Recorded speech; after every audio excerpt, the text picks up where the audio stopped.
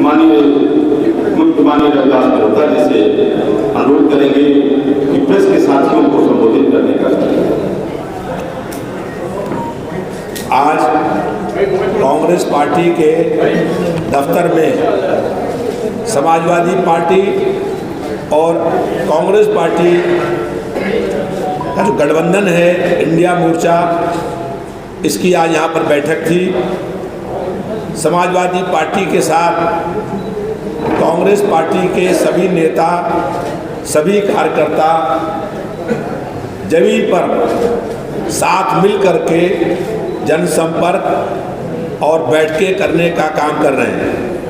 ये पहला ऐसा गठबंधन है जो शीर्ष नेताओं के साथ साथ जो वार्ड के कार्यकर्ता हैं वो भी साथ में मिल करके भाजपा को हराने के लिए एकजुट हो गए हैं और बड़े पैमाने पर वार्डों में, क्षेत्रों में जनता का समर्थन मिल रहा है और जनता ये बात कह रही है कि इस बार भाजपा को हराना है। यहाँ 10 सालों से जो सांसद हैं उनका लखनऊ की समस्याओं से जनता से कोई मतलब नहीं है। जनता के कष्ट दुख तो बहुत दूर की बात है। 2 यहाँ पर सिटिंग विधायकों की डेथ हुई और दोनों विधायकों के अंतिम संस्कार में तिरही में सांसद नहीं आए। जिस सांसद को अपनी पार्टी के, अपने क्षेत्र के विधायक के अंतिम संस्कार में आने का समय नहीं है, वो किसी जनता के कष्ट और दुख में खड़ा होगा, इसका प्रश्न ही नहीं उठता है। जब कभी लखनऊ आते हैं तो खबर निकलती है कि लखनऊ का सांसद लखनऊ आ रहा है और आधे लखनऊ में लापता सांसद के पोस्टर लगे हुए हैं। और जब मैंने मालूम किया, कभी 2-4 बार लखनऊ आए हैं, तो ये लखनऊ क्या करने आते हैं, यहाँ पर डिफेंस मंत्रालय की एक बहुत बड़ी कंपनी है HAL कंपनी, जो जहाज बनाने का काम करती है। उस HAL कंपनी के जो डिफेंस मंत्रालय की कंपनी है उसके 28% शेयर प्राइवेट हाथों में बेचने का काम हो रहा है। जो कंपनी 20,000 करोड़ रुपए के प्रतिवर्ष लाभांश देती है, उस कंपनी को जो लाभ में चल रही है बेचने का काम हो रहा है। भाजपा ने 10 साल पहले जनता से जो वादे किए थे, किसी वादे को पूरा करने का काम नहीं किया है।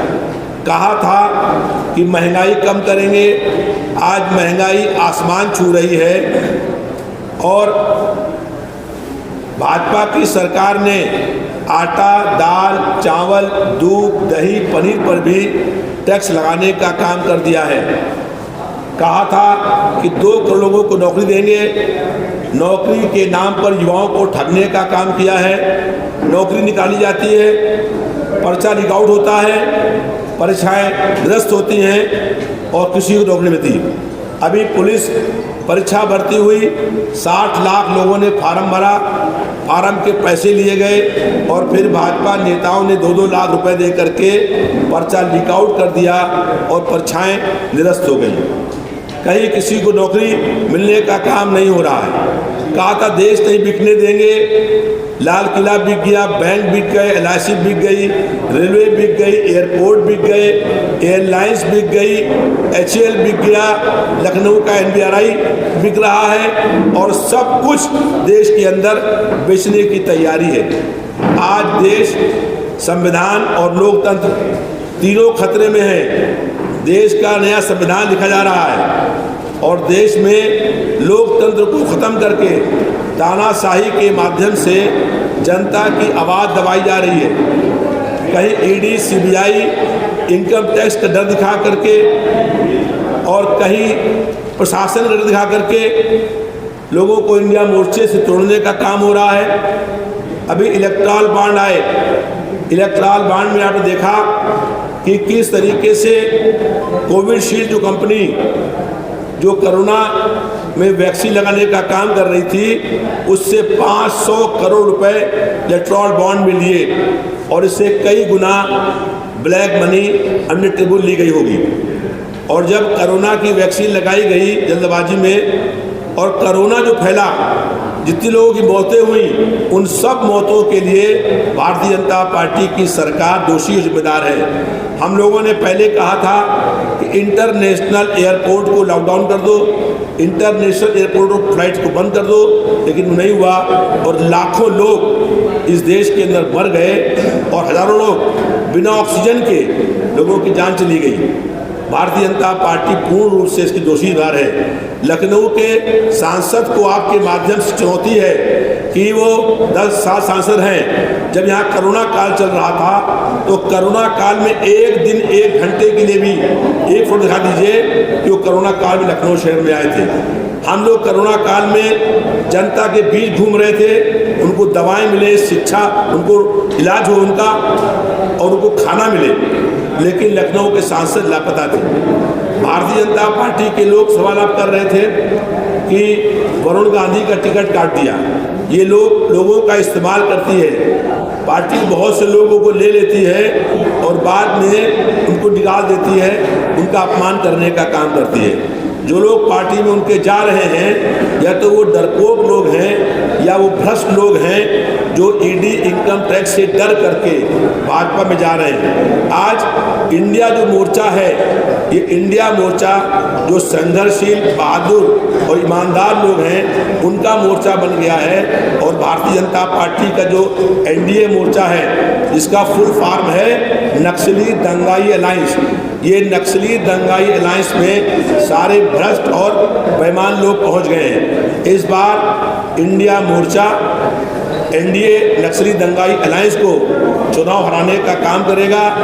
केंद्र में इंडिया की सरकार बन रही है और लखनऊ शहर में बहुत भारी अंतर से हम लोग भारतीय जनता पार्टी को हराने जा रहे हैं, क्योंकि लड़ाई भारतीय जनता पार्टी से हमारी नहीं हो रही है, लड़ाई भारतीय जनता पार्टी की जनता से हो रही है। जनता विपक्ष में खड़ी हो गई है और वो जनता आज भारतीय जनता पार्टी को हराने का काम करेगी, क्योंकि आज जनता बहुत अधिक परेशान है। गरीबी, बेरोजगारी, महंगाई से जनता पे हाहाकार मचा हुआ है और जनता का जीवन दूभर हो गया है। भारतीय जनता पार्टी की सरकार जनता के मुख्य मुद्दों से जनता का ध्यान बांट करके, जनता को भटका करके सत्ता प्राप्त करना चाहती है, लेकिन इस बार जनता अपने मुद्दों पर वोट देने का काम करेगी और भारतीय जनता पार्टी को बहुत भारी अंतर से हम लोग हराने का काम करेंगे। लखनऊ लोकसभा प्रत्याशी रविदास मल्होत्रा हमारे साथ बात करने के लिए मौजूद हैं, उनसे बात करेंगे। रविदास जी अभी आप लोगों ने प्रेस वार्ता करी है, संयुक्त प्रेस वार्ता करी है, उसमें टीम गठित हुई है, जो कमेटी गठित हुई है लखनऊ के लोकसभा के लिए, उसके बारे में। कांग्रेस पार्टी ने आपस में गठबंधन करने जो हुआ है उसके लिए कमेटी बनाई है। अभी समाजवादी पार्टी और कांग्रेस की मिल करके एक कोऑर्डिनेशन कमेटी बनेगी और वो कोऑर्डिनेशन कमेटी लखनऊ शहर में चुनाव लड़ने का काम करेगी। कितने सदस्य रहेंगे उस टीम में? अभी 11 सदस्य इनके हैं कांग्रेस पार्टी के और 11 हमारे सदस्य रहेंगे और उसमें आम आदमी पार्टी जो और पार्टियां हैं उन लोगों को भी उसमें जोड़ने का काम चलेगा और फिर मिला करके कमेटी बनेगी जो 25 सदस्य कमेटी होगी।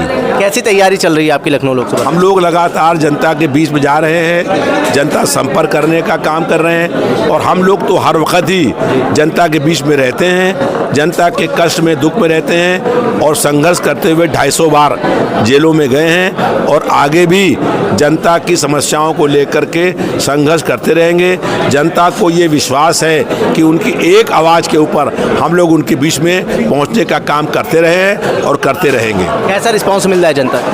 जनता जो है खुद ही ऐसा लग रहा है कि जनता खुद चुनाव लड़ रही है। लोग घरों से बाहर निकल करके हम लोगों से मिलकर कहते हैं कि इस बार आप कोई अपना वोट देने का काम करेंगे, क्योंकि भाजपा ने हम लोगों के लिए कोई काम नहीं किया है।